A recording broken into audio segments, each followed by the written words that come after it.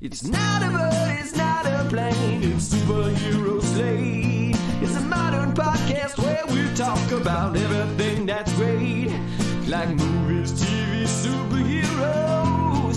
It's Superhero Slate. Oh yeah. Hello everyone and welcome to Superhero Slate, the show where we run down the latest superhero entertainment news. We love TV, movies, and superheroes, so let's talk it all out. My name is Chris. And my name is Mike. And this week, we're reviewing Season 2 of Loki. Mike, it wrapped up this week. The same day Captain Marvel dropped, which we have a Captain Marvel review as well. We don't have to focus on it here. We did a whole episode on it, but two drops on one day. If you want a live action of your animated show, boy, you can get one, because there are live action adaptations for everyone right now, Mike. Your childhood is having realistic flesh tones before your very eyes. Zoom in and look at the pores. Will you be disappointed or enthused? We'll talk about it later. Marvel moves a bunch of their movie dates, and that has to mostly do with the actor strike and some other tidbits. So we'll talk about that at the end of the show and more.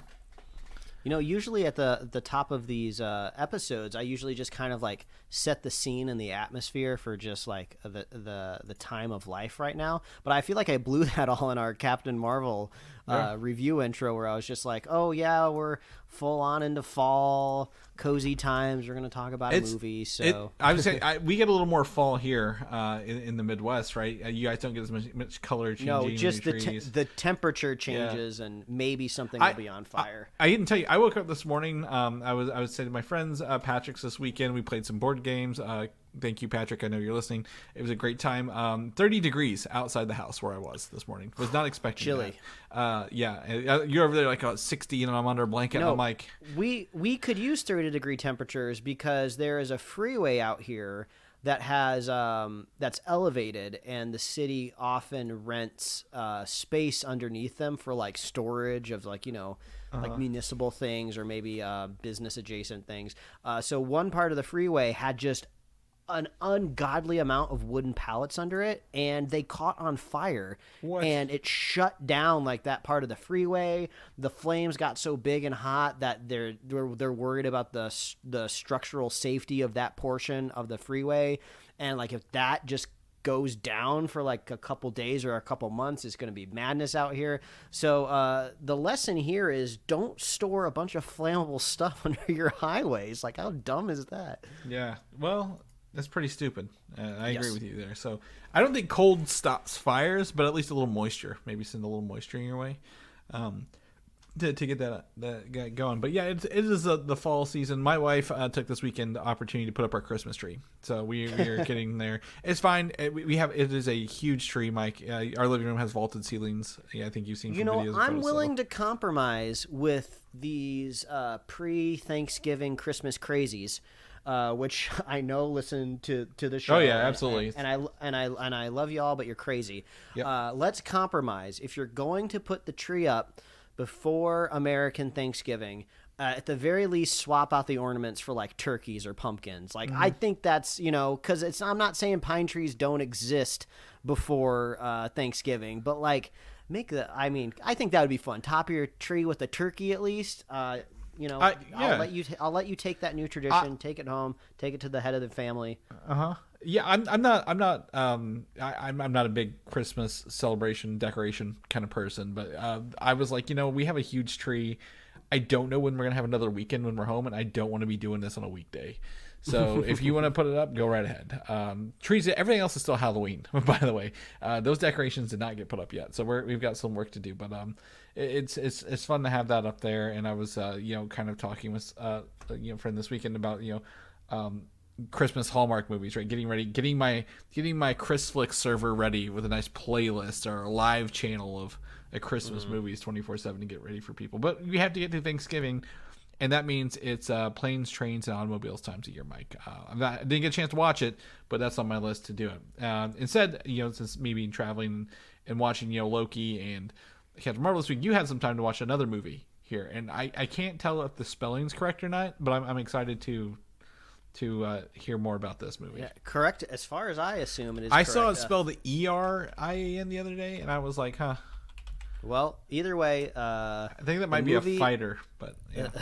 The movie at the top of the show here that I watched this week after Halloween, because my brother was pestering me to watch it, and usually when he's pestering me to watch a movie, that's kind of a sign of quality. So I went ahead and I tried to watch Barbarian from 2022, just last year, directed by Zach Krieger, which I was not really familiar with him as a director, but he is from the troupe The Whitest Kids You Know, which is kind of like a millennial Gen X kind of sketch comedy group. Yes. So I love this trend, though, where people with a kind of comedy backgrounds are doing more like horror films. I feel like that makes for good films, because Barbarian is a triumph. I love this movie. It's so amazing.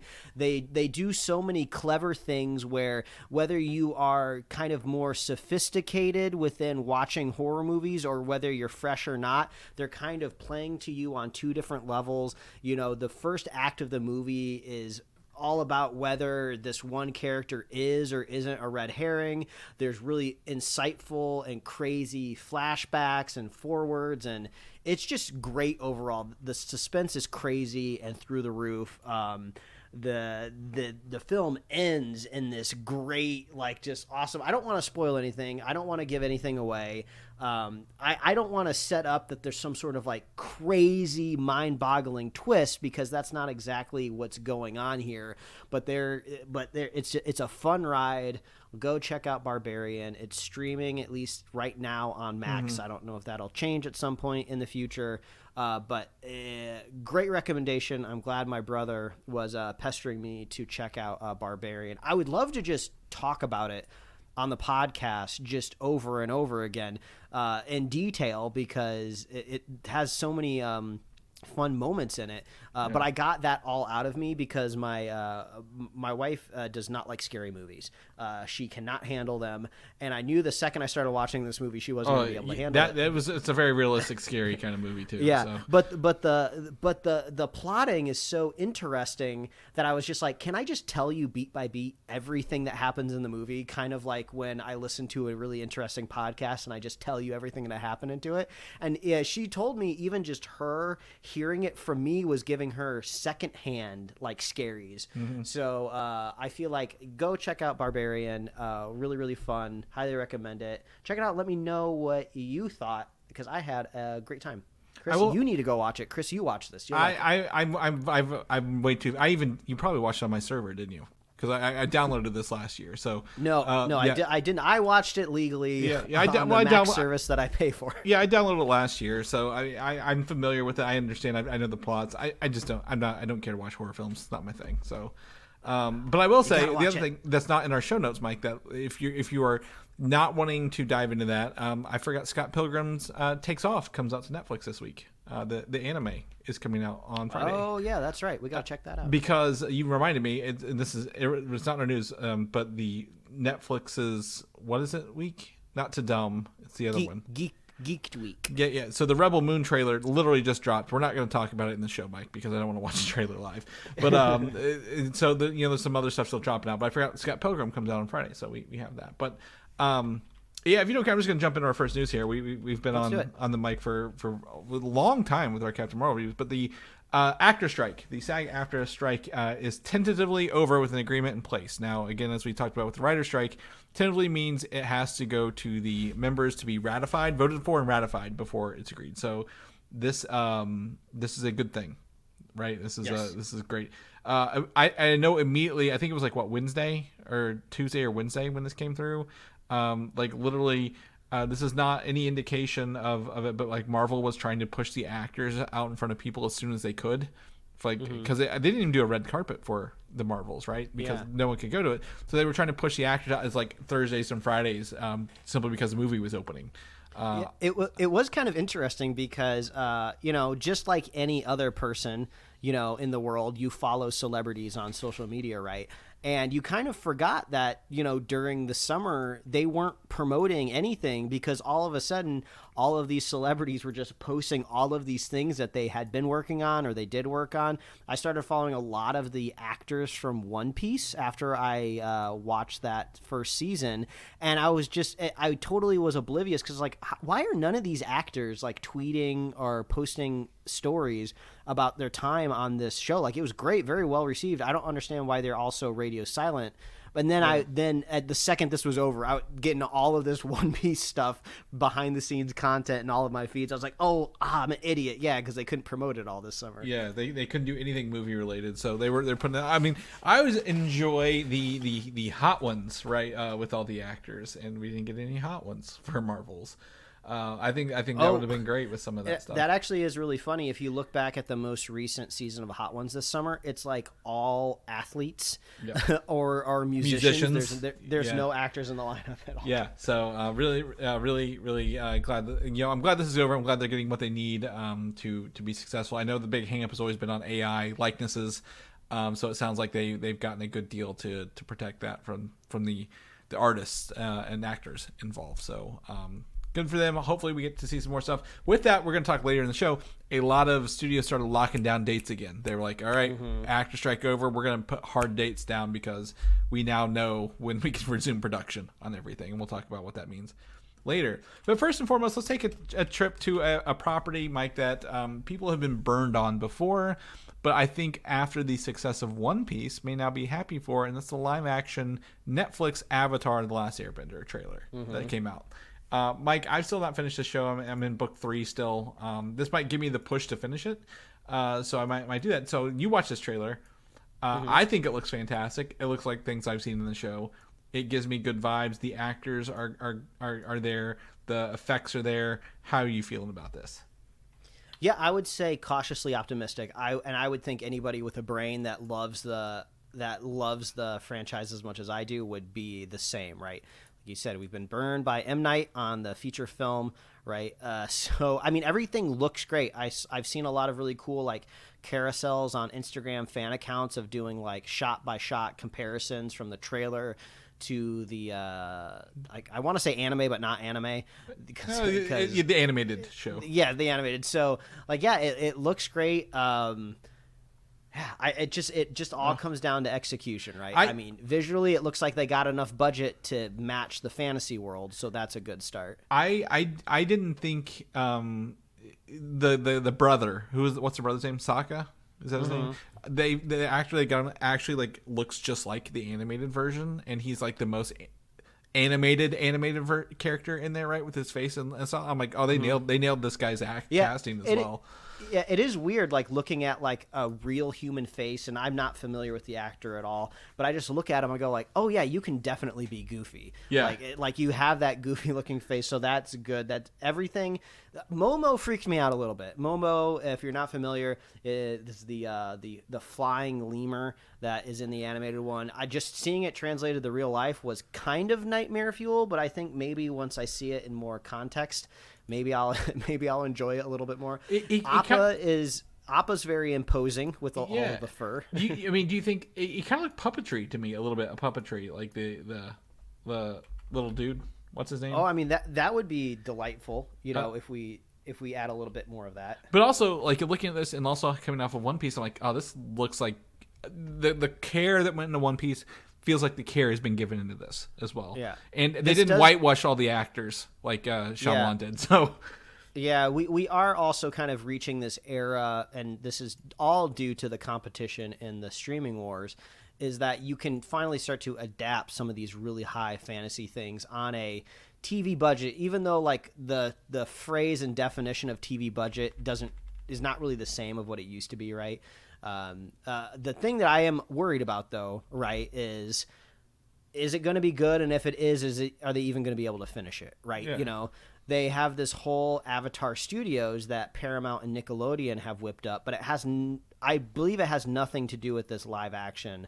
There's a lot of kind of like behind the scenes of, like, rumors and theories of kind of what happened, because the original creators used to be attached to this, but then left over creative differences, but it's not clear what those creative differences were. And I've actually seen rumors that go totally opposite directions of they left because they wanted to be faithful to their show and Netflix didn't want that. And I've seen it the other way where they wanted to go new and different directions and Netflix was like, no, the animated show was successful. We just want you to make that again. So the rumors are not really substantiated in any different direction. I would say watching this and knowing that I've seen the first 2 books, right? And this looks like the first book, if you will, the first season.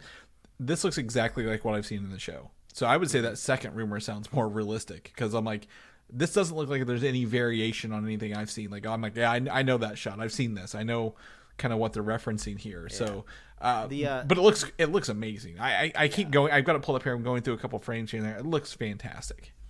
Yeah, I hope it's good. I mean, the true secret sauce to Avatar is the chemistry between all of the characters and the bonding and growing that happens between all of them going on their adventure. I mean, the character arc of Zuko is legendary, right? The way he transforms throughout the series is just so amazing. So that's one of the many things that they need to nail on this adventure. So I'm looking at one scene. It looks like it's an Earthbender kingdom.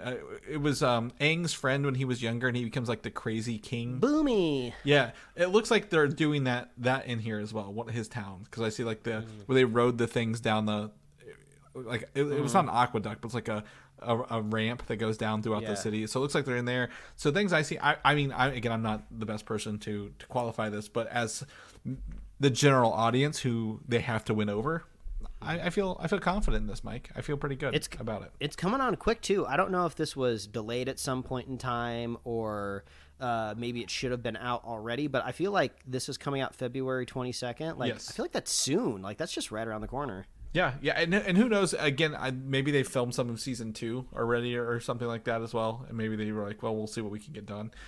Because the thing I'm gonna hate about One Piece and probably this is like the time in between seasons. Netflix doesn't do it quickly, right? Look at Stranger Things. I'm like, come on, hurry up. We need more content. Like, I want to get this done because obviously it's based on something that was already finished. So I'd love to do that. But I think this is fantastic. I think this is great. So hopefully everyone else gets excited for it.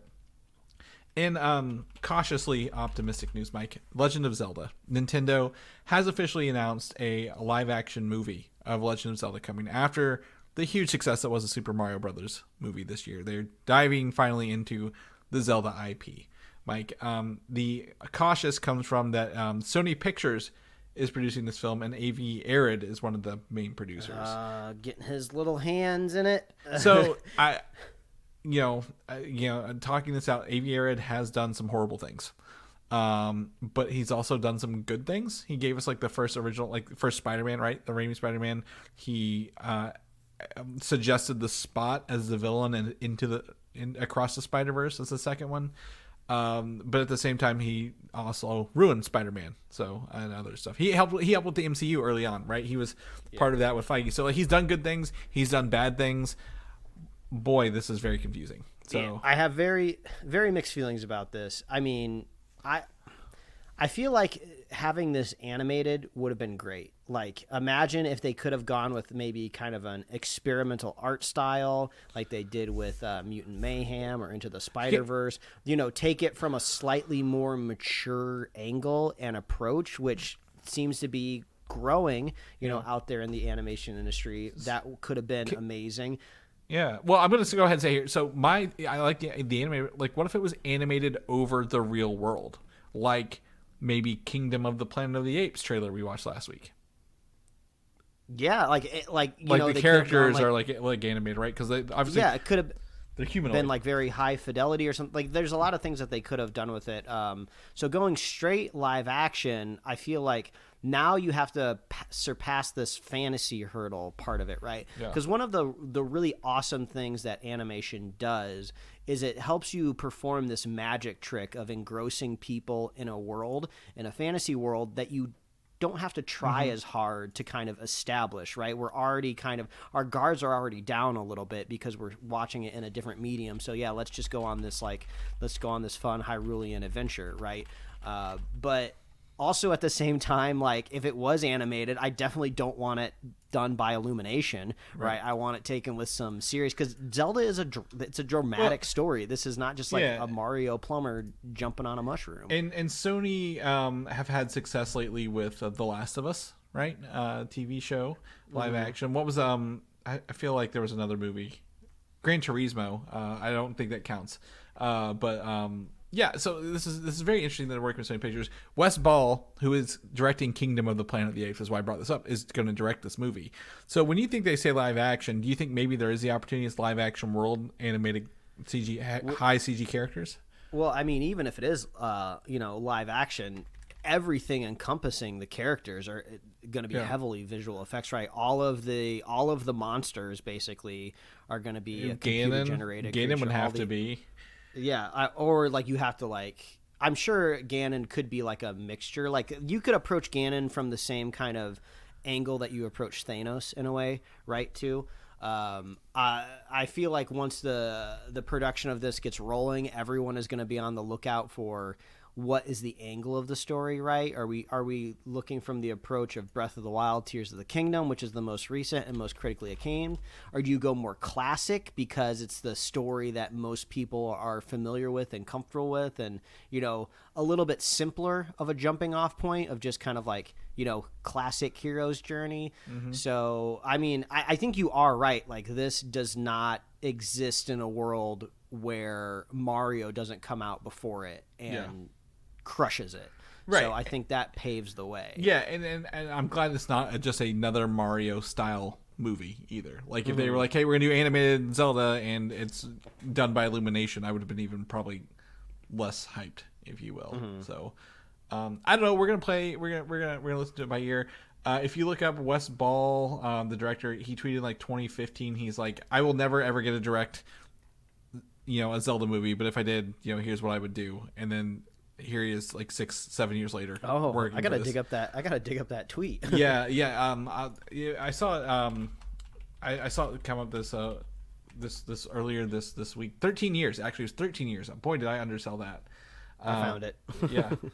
So yeah, he was like, the next big mocap Avatar-like movie should be The Legend of Zelda, which made me think, hey, that would be a great idea. So. I think that's fun. But anyway, yes, Legend of Zelda movie announced. Avi Arad producing, cautiously optimistic going forward. Nintendo is very precious with their IPs, so hopefully they crack that down. Speaking of Sony, Venom 3, Mike, has confirmed, was the first movie, I think, to confirm a new release date after the actors' strike agreement of November 8th, 2024. I think they might have been rolling the cameras a little bit on it before. They are desperate to get that goo in our face, man. Yeah. Tom Hardy's like, let's get on. I want to. I've heard get onto something else. I've seen everything official from like Venom 3 more than I've seen the one trailer for Craven and anything about Madam Web movie, which I could see starting to be like, you know what, Warner Brothers is doing this write-off thing for taxes. Do you think we could write off Madam Web and not put it out there? But we'll see. But Venom 3. The conclusion of the Venom saga. Hopefully, we get some more information on it coming out soon. So we'll see how that goes. Also in Sony's world is another Ghostbusters movie, the fourth canonical Ghostbusters movie, fifth if you include the Lady Ghostbusters. Well, I don't know how to differentiate it other than saying that, even though that's not what it was about. But we got our first trailer for Ghostbusters, the Frozen Empire. So this was an interesting experience for me, Chris, because I didn't watch the trailer when it premiered online. It was in front of our screening of the Marvels, but I didn't know. So we're sitting in there and we're seeing like this storm coming in and these big icicles falling. Me and my wife kind of lean over to each other like, "Oh, awesome! We're getting like another disaster movie." This has what's his name written all over it, that director that does all the disaster movies. I can't think of his name off the top of my head. And then all of a sudden I hear the Ecto One driving down the street. I was like, oh man, it's just a Ghostbusters movie. So like I wanted like a Day After Tomorrow, like part 2 or something. But also important context, we say it on the show all the time, we're not really Ghostbusters people. You know, we grew up with it in our lives, but we don't really particularly have a lot of nostalgia for it. So I was listening to someone else talk about this on my drive back. One of the interesting things they brought up is like Ghostbusters 1 and 2 are comedy films, right? With a little bit of horror in there. But it's weird there's no comedy shown in this trailer. Like there's no humor. It's really like there's like this hushed reverence about the film, right? Like oh, it's Ghostbusters. We got to be serious about it. But Ghostbusters was always a comedy in the first two, so it's really weird. You even have Patton Oswalt, Kumail Nanjiani, and Paul Rudd in this, comedians, and they're like, we can't tell a single joke in this trailer. Like, it's got to be very serious. But one of the things they've also said that this is going to have like, what was it, the next Ghostbusters, the animated show from the 80s or whatever, vibes where it's like one big villain, and I'm like, at least it's not Zool again, right? Like, thank God it's not the same villain for another Ghostbusters movie. I liked Afterlife. I don't know if you ever saw it or not, but I really enjoyed Afterlife. So hopefully that this can do it, but hopefully they do it, again, right. It seems like there's the old cast and new cast in the trailer, so we can see what's going on.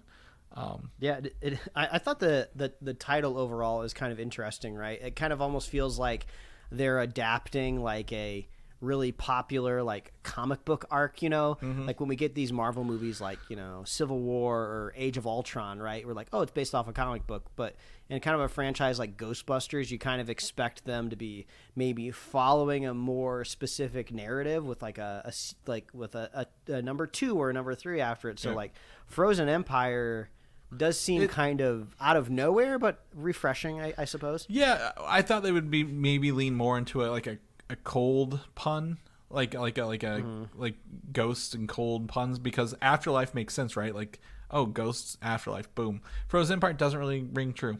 Doesn't really not really doing it for me. So this comes out relatively quickly as well, March 24th, 2024. So we don't have to wait very long to watch it if you want to. But I am excited to dive into this movie with literally like we said, no expectations, no real baggage kind of coming into it. So.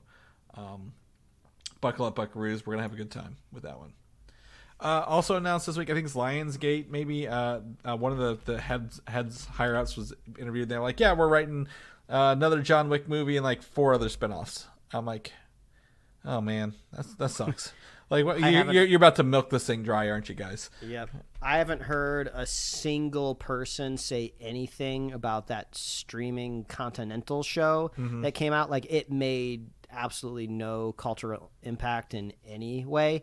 So, I mean, that's not the angle to go right there. Right. And I don't know if it was because it was on, I think it was on Peacock. I mean, I feel like you're just not going to get the audience size there.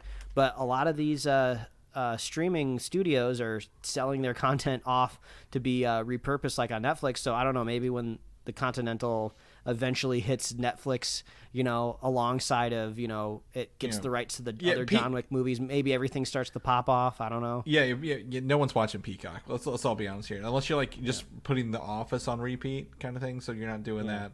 I just pulled it up real quick. It's sitting at 7.2 out of 10 on IMDb, which really isn't too bad, I guess. But like, no one's saying, hey, I've never heard someone say hey, you have to watch this. Kind of deal.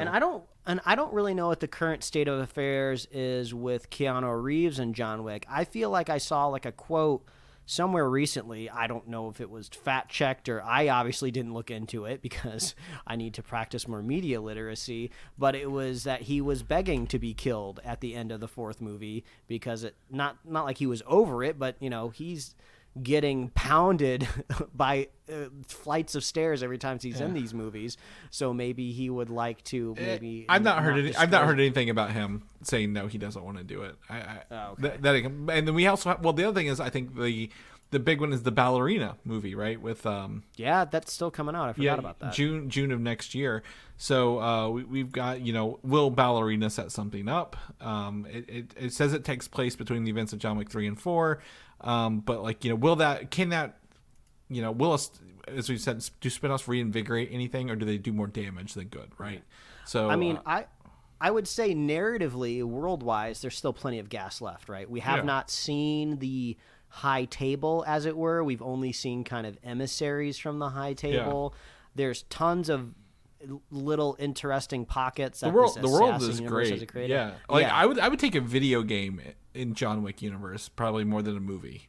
If I was going to be honest, like oh, that would be cool. I saw a headline that they're doing an anime for it. I mean, just like all anime, spin-offs, it's never necessary to watch them. Just go look at half of Netflix's animated catalog. They're always adapting stuff to live action from anime. Mm-hmm. So, but yeah, they are gonna milk it as much as they can. Yeah, sure. I don't. Untitled anime season is in development. Yep. Another live action. This is the same thing. Another live action television series. Potential stuff, but yeah, I think for right now we'll get to Ballerina, and if Ballerina is good, maybe we could look at John Wick 5, right? Like, 4 was fun, a great ending, but like, again, is it John Wick or is it another character in this universe, right? Do they give it a name, like the MonsterVerse, kind of like Godzilla and King Kong kind of thing, mm-hmm. and just kind of go forward? Because there are some really good side characters in those movies they could focus on. So I don't know. We'll keep you guys posted if anything else kind of pops out of this. In case you have forgotten, Mike, I do frequently. Aquaman and the Lost Kingdom is coming out next month in December, and it's a 2-hour, 4-minute runtime on this movie. So not horrible, really, overall in terms of length. Yeah, we had the trailer before our the Marvels screening. I don't know. I mean, it might be fun. I heard another trailer dropped over the weekend. I've not had a chance to see anything yet.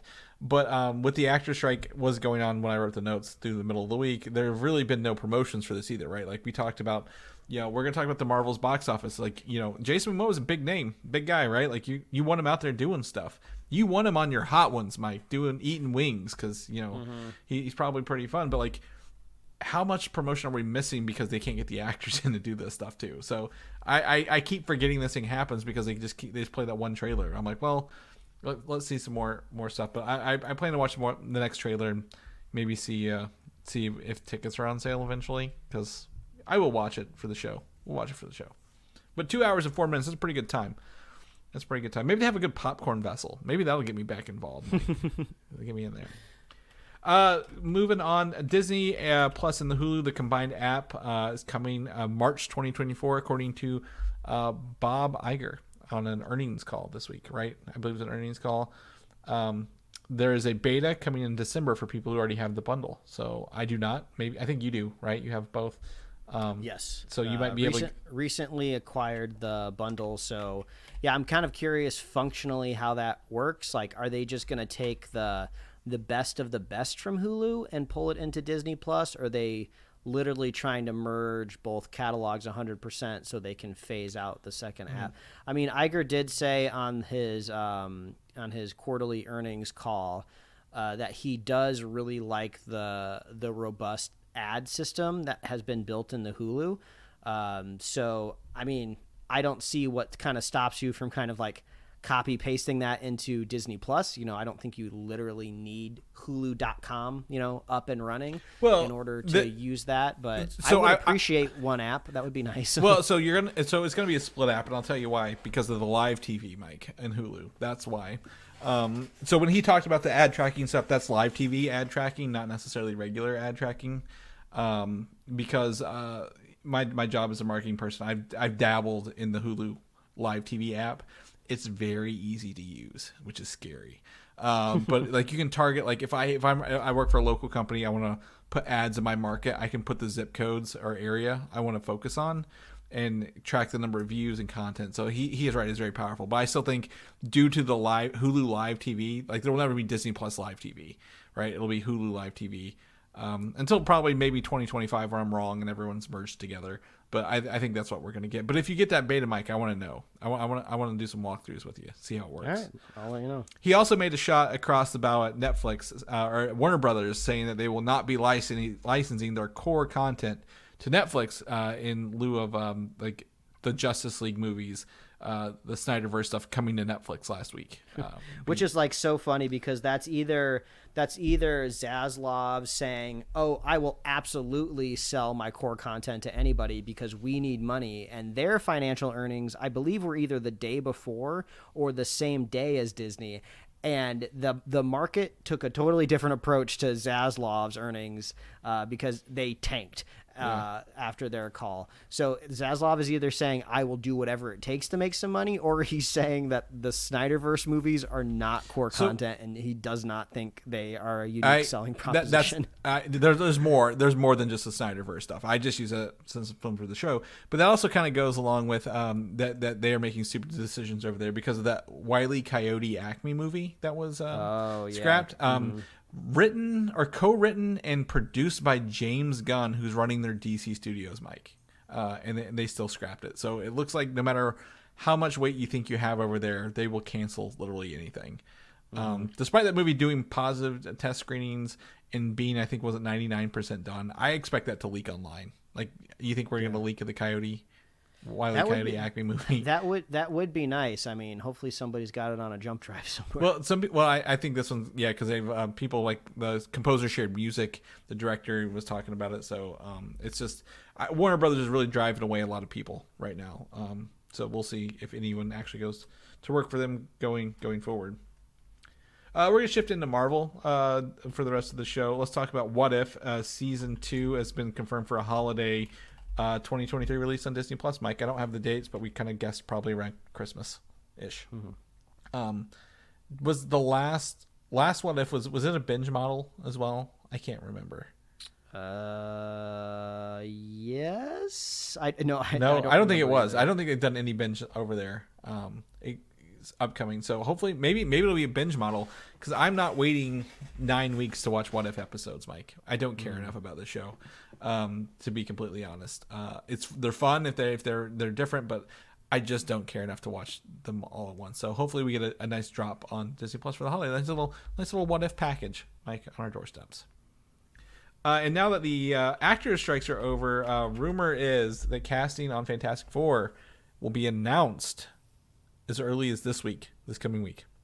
Oh man! So this news a little bit threw me off guard, because I was on Twitter and I saw Fantastic Four trending on Thursday night before I went to Captain Marvel. So I kept looking around like every corner. I was like, "Where's the Fantastic Four like cameo or Easter egg?" And so that was a little detrimental to my viewing experience. But I guess the Fantastic Four got to pop up at some point in time, right? Yes, and the current we've talked about the actors playing Susan Storm and Johnny Storm, but currently Jake Gyllenhaal is rumored for Reed Richards as a frontrunner, despite him being an actor in Far From Home. Yeah, I mean, it's not like it's unfounded to have an actor play another character in the MCU. Yep. But this could theoretically, if I had to stretch and make a headline out of it, could hint at the idea that the Fantastic Four are indeed coming from another universe, because then you would just write it off that way, right? Yeah, I also think if you trim up Jake Gyllenhaal's hair, give him the gray temples, and make him less of a sleazeball, he could probably play a pretty different character that looks a little way different kind of thing. So there's an opportunity here. I'm excited for some announcements. I know they are filming. I thought. Yeah, hopefully, I don't know if they'd ever put on an earnings call, Mike, but I was hoping maybe they would have done that last week. But very excited to see what they do with any Fantastic Four news, and if they want to do that. Deadpool has a new release date, Mike, of July 26th, 2024, of next summer. So it's pushed back just 2 months from May to July, maybe 2.5. But as we talked at the top of the show, the actor strike is over, right? So everyone took, essentially, my guess is everything they've gotten filmed on their shooting scripts or shooting schedules, and just said, if we start in 2 weeks, where are we going to land for the movie, right? So it sounds like they're very confident in Deadpool being done late summer. I think that's a great summer date for Deadpool. I think that'll be fun. And on top of this, in case you're a dog fan, you can go into our show notes and see that Dogpool is confirmed for the movie via Ryan Reynolds. And they got a little, I don't know what type of dog this is, but it's a ratty little dog. I don't know dog breeds either. His tongue's sticking out of the side. He's obviously been, overbred for something, but they have a little dog pool. It looks like confirmed for the movie that they're working on. He's standing on a car with broken glass, so it looks like we're getting a dog pool variant in this movie, Mike. I think that's fun. I think that's a little fun thing from Ryan Reynolds. And before we jump into other news, Deadpool 3 is now the only Marvel movie in 2024, Mike. We are going from 3 a year to 1 a year next year. I mean, that's big. We were just talking about that financial earnings call with Iger. He reiterated things that he said earlier in the year, that it is about quality over quantity moving forward. He hinted at that the fixing phase of his return as CEO was not necessarily over, but now it's all about we're done fixing and now it's time to start building. So I guess now that he's got his house in order, he Airbnb'd it to Chapek, and he tore all the paintings off the wall and flipped the couches. So he's got to put all those frames back up and put the furniture in the back right order. So now he's like, all right, now I can start to fix the content. So I will say, I'm going to say Deadpool is, I'm a little asterisk, I would say is not subject to that statement. I think they already have the quality, like an extra 2 months, essentially shorter than the actor strike, is what they're pushing this movie. I don't think this movie was in trouble, right? I feel confident. I don't think. I don't think it has anything to do with Deadpool. Right. I think it has to do with all of the other movies. Right. So we'll talk. So July 26th. So everything else was pushed into 2025. Which this is where I pause for concern, Mike, because now we have 4 movies in 2025, rather than we have 1 in 2023 and 4 in 2025. So some of these may shift. Fantastic Four is the only other movie that we don't have here, so it may shift as well. But we're going to talk about Captain America Brave New World coming out now February 14th, 2025. So this has been pushed back, since the pandemic and everything, several years now. So we are over a year and 3 months, 4 months from Captain America Brave New World. And this is... This was announced, and then like a day later, the Jeff Snyder on the episode of the Hot Mic says the latest Captain America venture did not go over particularly well in test screenings, and apparently 3 key sequences have been cut, and extensive reshoots are planned from January until May of June of next year. Wow, so it sounds like they're retooling this quite a bit. Yeah, that is definitely more than just kind of the scheduled reshoots that we say every movie has all of the time, right? We bring that up all the time. Like movies go through reshoots. Like 2 months is about normal, I think is what they say. Like 5 to 6 months is like a whole different change. Yeah, this is extensive, right? And also a pivotal character, right? I mean, I would say the heart and soul of those first 3 phases of Marvel was either flopping back and forth either between Tony Stark or Captain America, right? Yeah. So if you're relaunching this character, I guess outside of Disney Plus, where we got to see him a little bit at the end of Falcon and the Winter Soldier, like you're building a franchise here. This can't just be a one-off movie, And knowing what we know from the casting, you have Harrison Ford in here. You're bringing back Tim Blake Nelson from The Incredible Hulk. Rumors online from last year say it's going to deal with the Eternal stuff. I'm like the Eternal coming out of the ocean. Like the rumors and the facts are like heavy on this movie. So how do you make a good movie with all of this, right? And I think we even said on the show, Anthony Mackie, he's not for us. So hopefully everyone else is good enough to carry this movie. And I always feel so weird saying it too, because like Anthony Mackie has done nothing to me. Yep.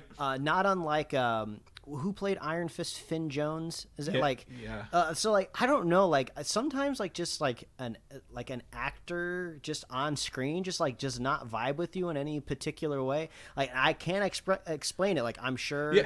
Like things are fine, behind the screen. He has been great as a sub, like a secondary character. Yeah, a supporting character. Yes, but as a lead character, he's got range. He's a good actor, but I don't dig it. I just don't dig him in that. So like, I agree with you, and it's nothing personal. I mean, I'm sure he's a lovely gentleman and will probably do a great job, but you can either, again, I always say this, you can remove an actor from the art from the artist, or you can't. And this is one where I just can't do it, and that's a flaw. It's funny because I feel like I always couch my statements about him like I'm gonna run into him at some point in time, and he would also know my he's listened to this show. Thoughts on it. Yeah, it's like that's not gonna happen, but just in case, I don't know. Yeah, be careful. So but Captain America: Brave New World sounds like it's getting retooled.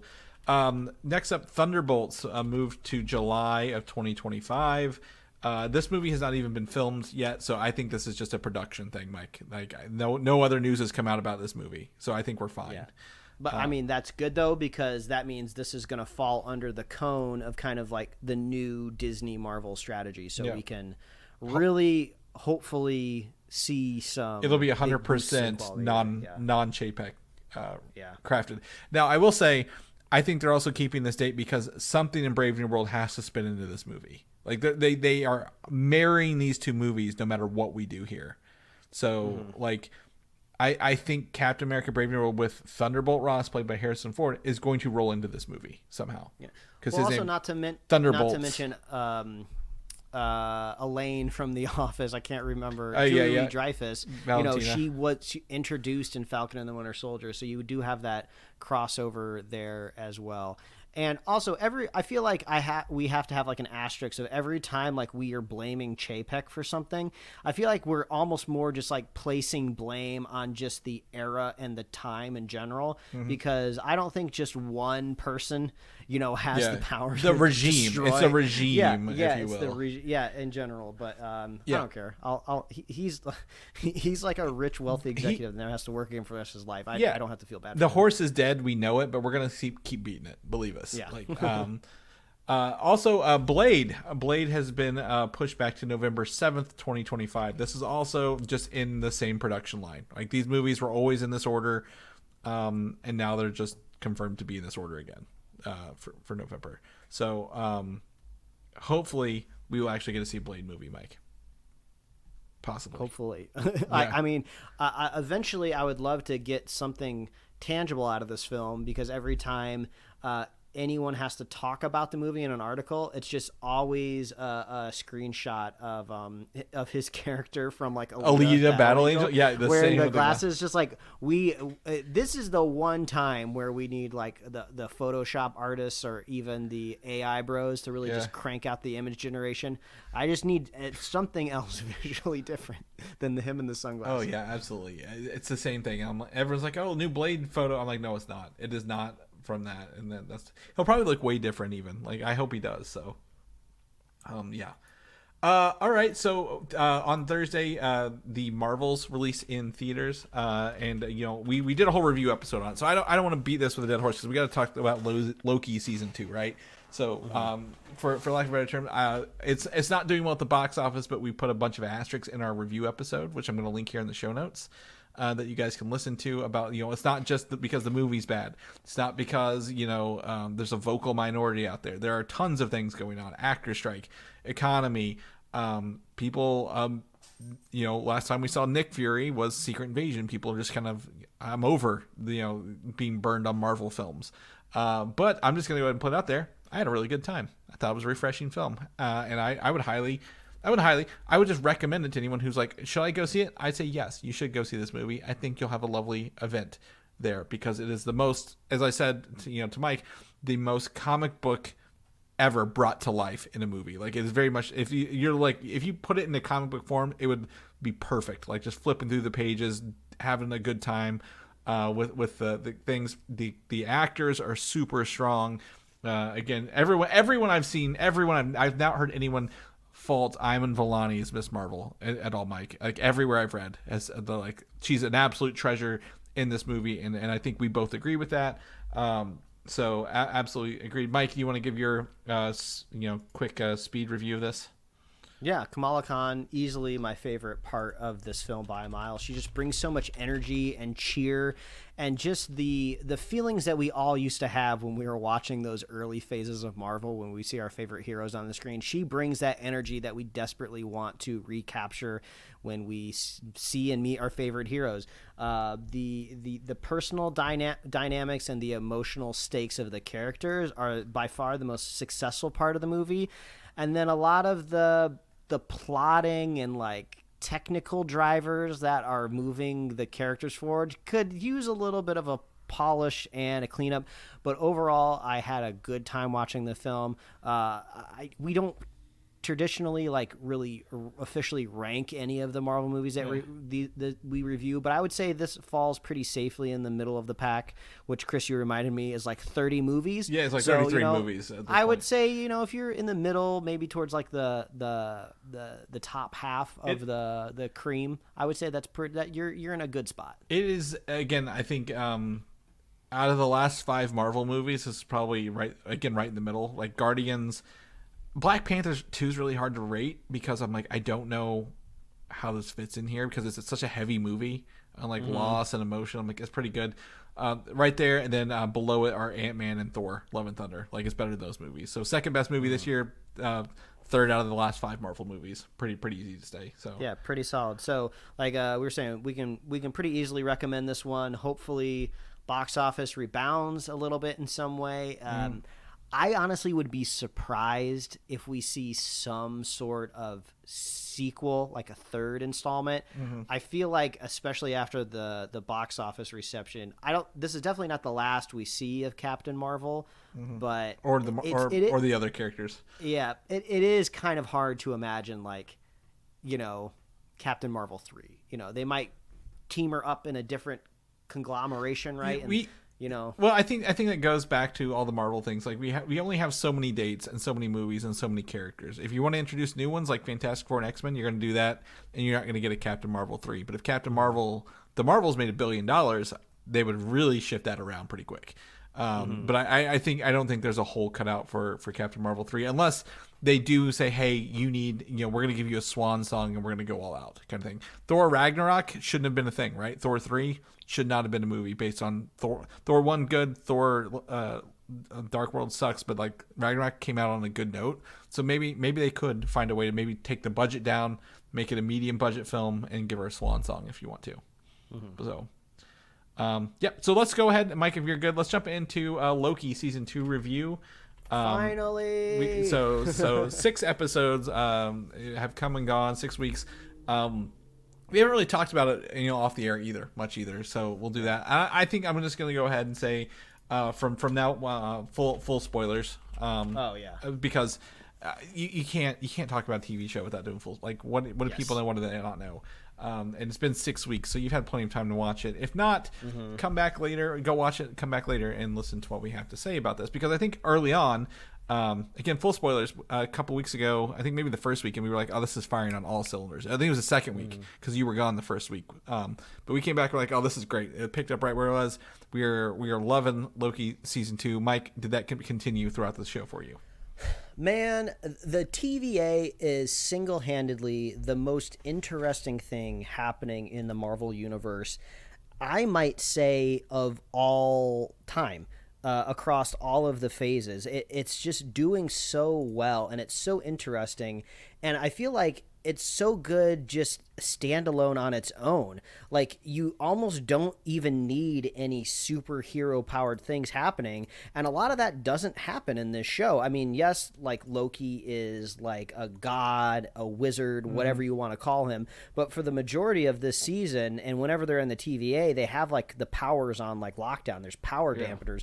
So really, you're just watching a really innovative, like sci-fi, futuristic, mid-century modern, TV show, and it's just really clever.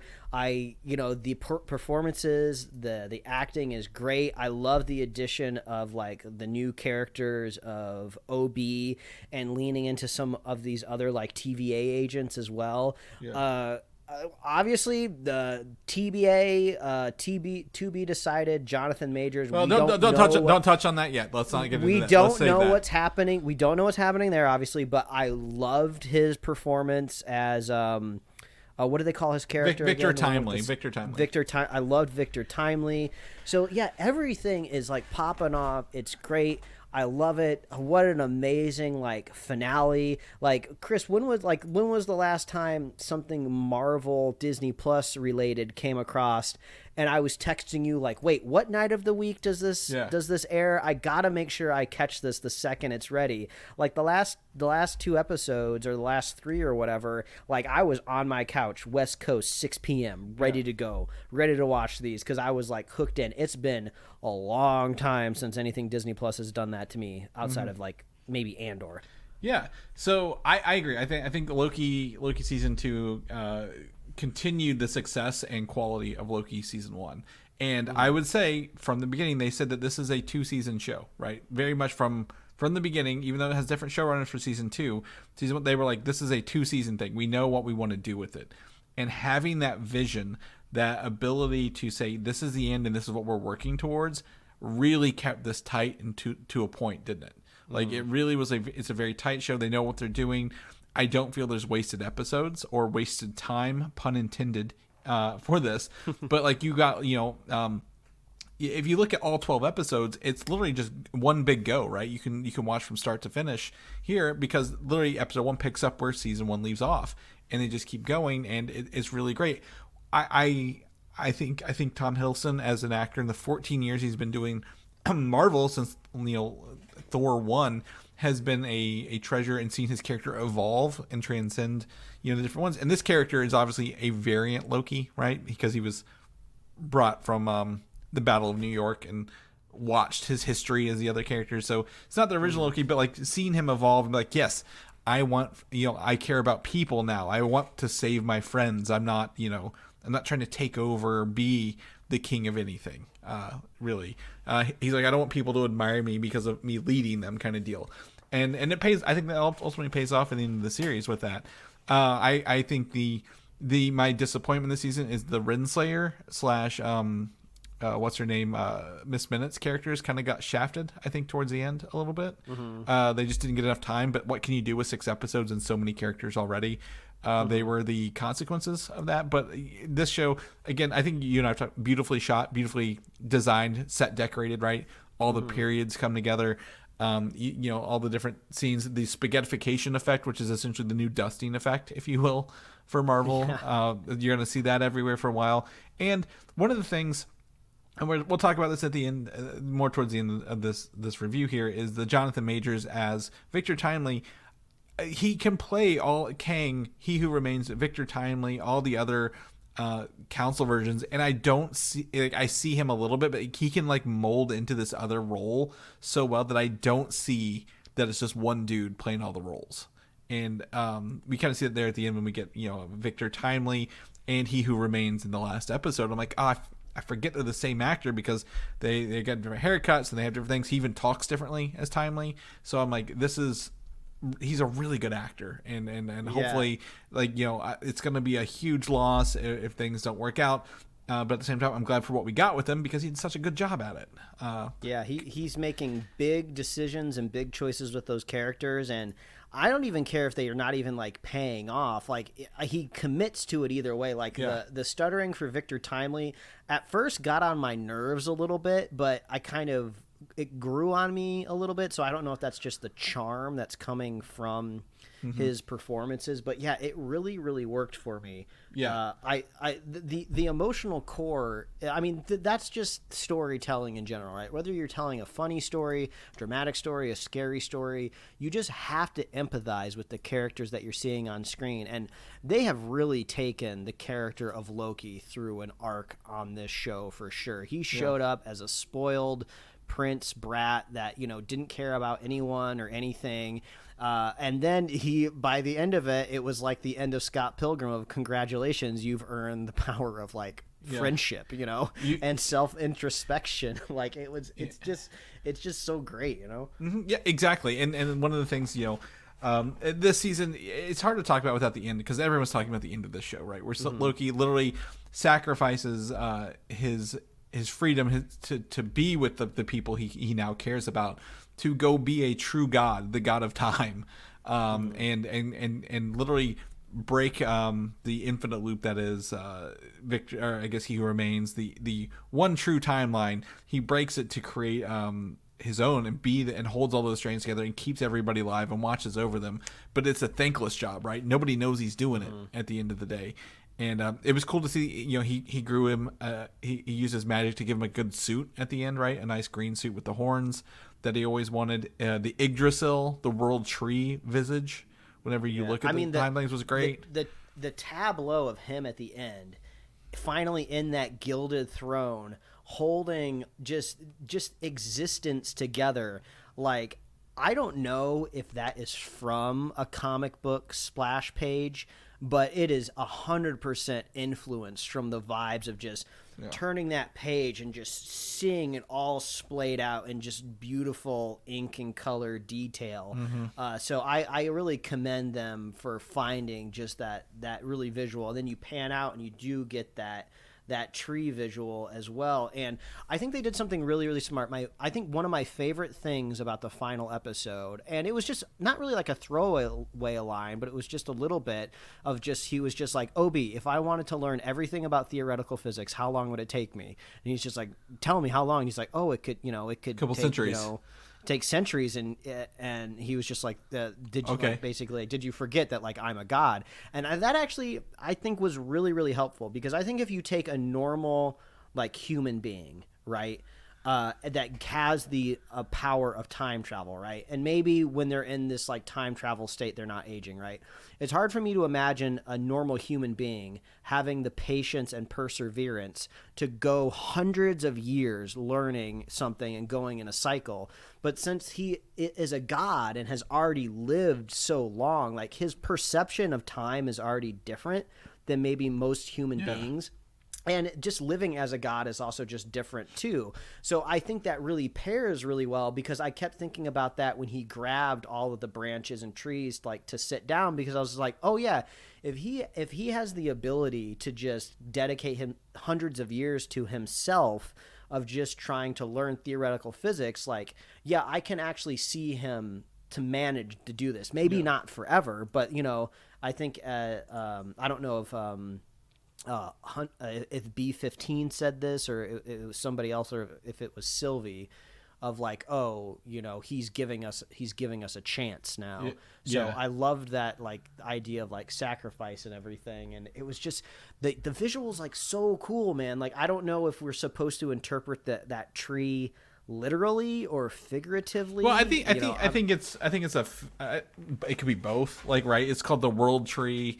They've already talked about Yggdrasil in, like, the legends of the realms. I think it's bigger now, like, literally, because it's what is cool about the last episode. Every episode is great, but the last episode is like he's controlled time slipping. They even reversed the Marvel intro for us, right? Like, that was really fun to do it in reverse. And he's like, okay, we have to do this, and he's, like, played through hundreds, if not thousands, of variations of timely failing to get out there as fast as he could, right? So, like, it's fun to see him kind of like, yes, you're doing a great job. Like, he's sitting there, like, I don't know, like, I guess subconsciously just giving him confidence the whole time, and, like, it's failing, and then he's like, okay, this wasn't, I have to go back farther, and then we get to see him spar with Sylvie hundreds of times, figuratively again, to not kill Hero because he needs it, and then he finds out, hey, actually, the loom is a fail safe, right, to keep the one true timeline. No matter what, the one true timeline will always be there. If this busts, guess what? Everything else will get pruned, kind of deal, and it'll remain. And that was really fun. And then to see him, like, I have to break this now in my own way was really compelling. And I really love to see his powers grow towards the end as well. Not only did he learn to control his time slipping, but then he also was able just to control time in general. He was able to pause it himself and reverse it. So yeah, he basically became this god of time, and he put the burden on top of himself, and it's just great. So you were talking about him trying to creatively figure out, like, how am I gonna get this bridge scene popping off, and I just have to say I am absolutely in love with those.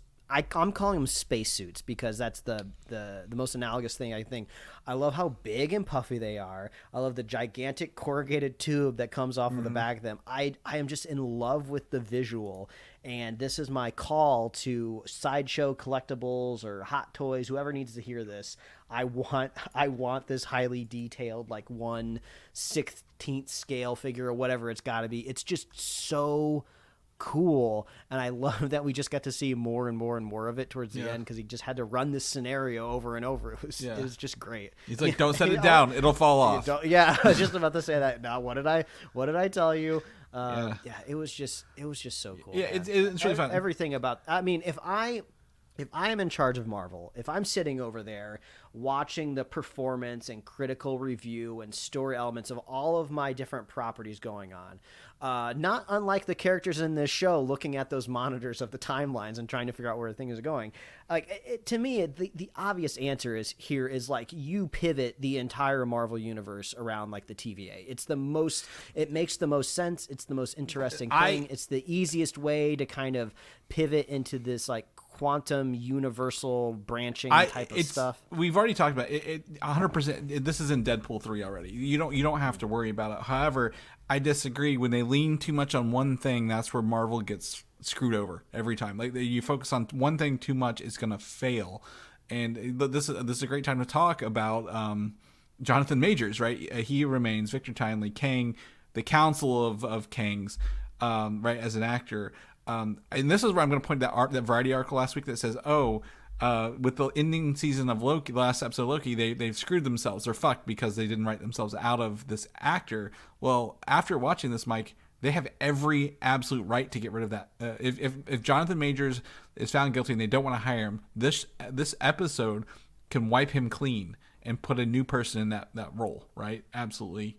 Because the person at the end of time is Loki. He's controlling the time. Well, you can say, well, guess what? The new variants of Kang look different somehow because something's happened. Yeah. So I don't even think they even need to visually confirm that they changed. You just do like a typical Hollywood recast. The audience is smart enough to know that sometimes this just happens. Don't do a recast. I still think the best thing to do is write him in as a character, but don't tell anyone who that is. That's who that is at the end. And then they unveil at the end. That's your post-credit scene, right? Like, come to find out the whole time, this person is now a Kang variant, and that's what he looks like going forward. They could do something like that. I think the ending sets us up for a clean slate for that role, if it is Jonathan Majors or isn't. Absolutely, without any doubt, they could literally recast him and just do it, and no one would know, and no one would care. I think this really brings me into the big thing that I wanted to talk about with this review, and I briefly hinted and talked about it when we were reviewing Captain Marvel. No, not Captain Marvel, the Marvels. The Marvels. In our other episode, where we're really building to something here in the Marvel universe, right? There's different realities, there's different branched timelines, there's different multiverses, right? We got a lot of different things going on within the MCU, but there doesn't seem to be an agreed upon definition of what any of this stuff is. It's still really, really messy. It feels like every director or writer is kind of taking a different approach to it. And maybe Marvel is just kind of sitting back and waiting for one to solidify and make the most sense, because when you watch Loki season 1 and season 2, they might say the word multiverse at some point in time, but they are 100% leaning into the structure of timelines. This is all about branching timelines, alternate realities. Maybe they'll say that. They talk about variants, but this is all very time focused. Like, Miss Minutes is a literal clock AI that that controls everything in the TVA. So this is all very time focused, which to me, in my head, I hook back into Endgame, when Bruce Banner goes back, talks to Tilda Swinton. They have the out-of-body experience, and she's literally doing the same visual of branching timelines with her finger in the air that matches up pretty one-to-one with the visuals that we're seeing in Loki, right? So to me, that makes the most sense there. Let's move forward with that idea that there's these branching timelines. But then when you get into something like Doctor Strange and the Multiverse of Madness, and I don't remember exactly how everything was functioning at the end of What If season 1, and I guess you can even throw that out if it's not canon, right? But they're leaning into more of the idea of like literally anything is possible because the multiverse is an infinity type of thing. So you could have a universe where maybe the only difference is that Loki got a hold of the Tesseract and he moved away, or you could theoretically have a totally different universe where everyone is like slug monsters, right? So it's like there's no agreed upon definition of how we're supposed to interpret or perceive a multiverse, because I like the idea of where Loki's taking it, where we have different branching timelines, there's different variants. It still feels very earthbound, right? So it roots it a little bit more like as an audience, like at some point in time, like, are we supposed to try to define what a multiversal like Proxima Nova looks like? Mm-hmm. Not only is it already an alien planet that we don't know much about, but there's a multiversal version of that planet with a whole different version of it. So I need that to be solidified at some point in time, because like, is literally anything possible at any time in another multiverse, or is the multiverse just kind of like a different version of our branch timeline? And they have not really given me a funnel of which way I'm supposed to. Yeah, I think it's both, and I think as when we got the Infinity Stones right early on, like they're gonna have to set those rules in place as we kind of go forward. And like you mentioned, stamp down kind of what those rules are, because I think multiverses and timelines can be the same thing.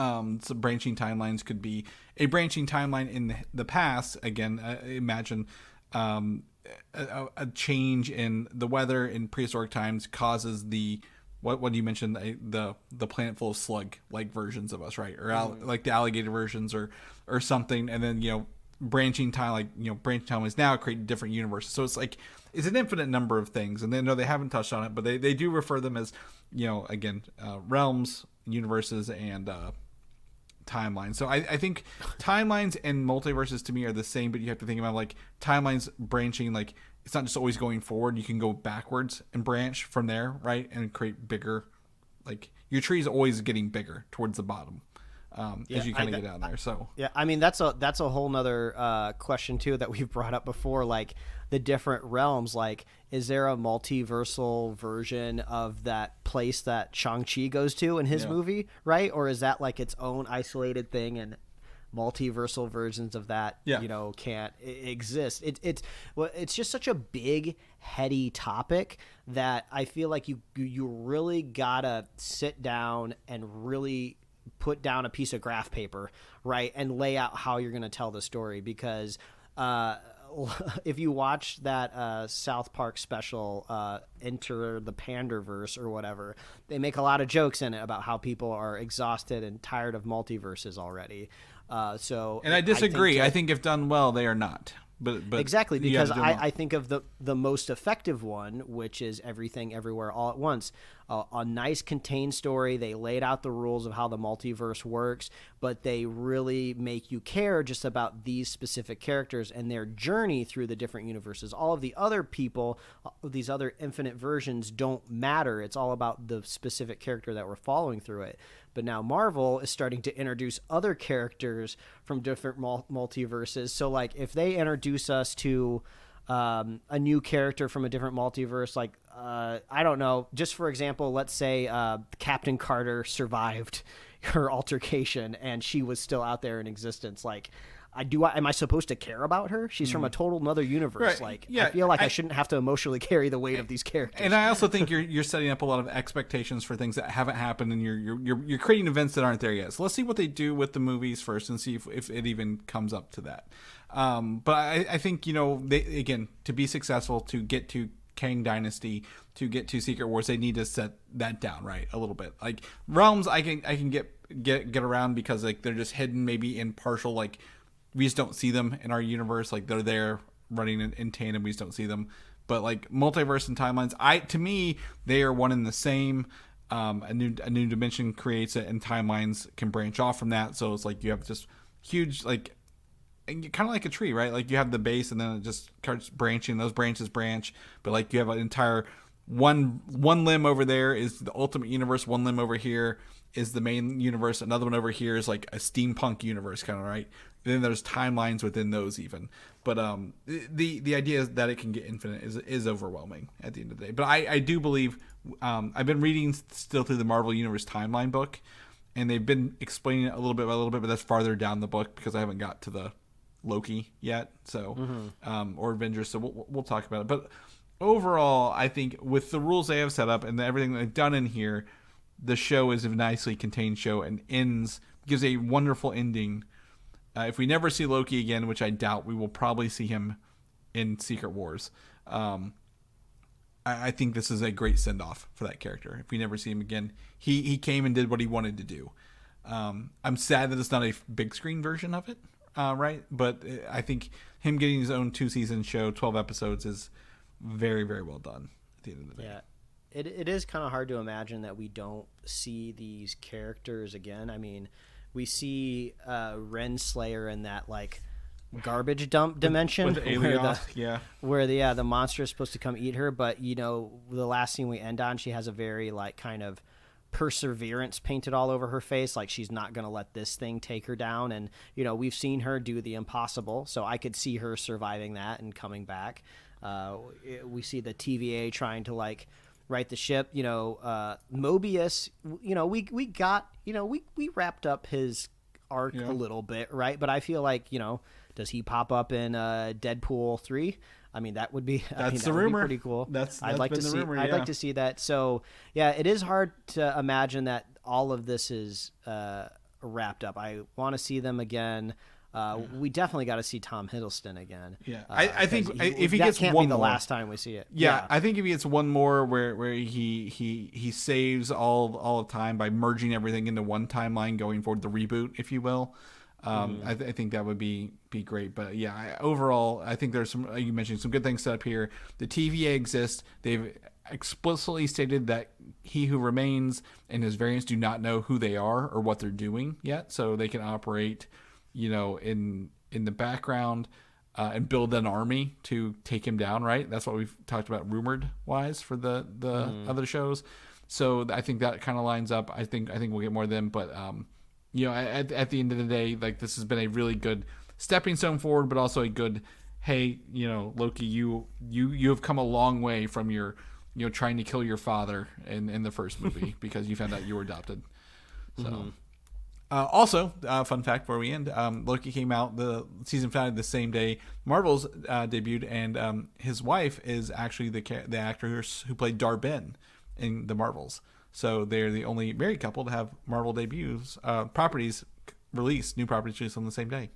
So what a night for them. I wonder what they did. Probably did they go out to dinner? I don't know. If maybe they sent her. Maybe they sent them out for press stuff because the actor's strike was over. So they were like, "Hey, can you get in the studio real fast? We gotta film something." But yeah, good for them. So yeah. Anything else, Mike, on Loki? I think everyone should watch it. I think everyone should not skip this show on Disney Plus. Yeah, between Loki, the TVA, and Kamala Khan, easily the best things happening at Marvel right now. Yeah, all on Disney Plus. Mike, if people want to know more about what you're doing, what you're up to, where can they find you at?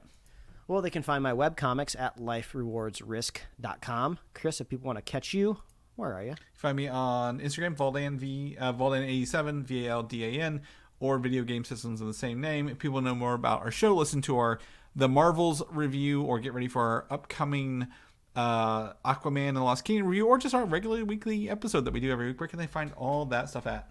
Yeah, if you want to get trapped in our translucent, shrinking torture box, the best place to find that is at superheroslate.com. We are on Apple Podcasts, YouTube, Spotify, wherever else you love to listen to find podcasts. We love our fans. What did you think of Loki? What did you think of the Marvels? Let us know. We love our super fans. So if you want to be a super fan of this show, all you got to do is share the show with a friend, share the show with a buddy, and we'll be here every week, folks. That's right. We'll see you guys next week. Bye.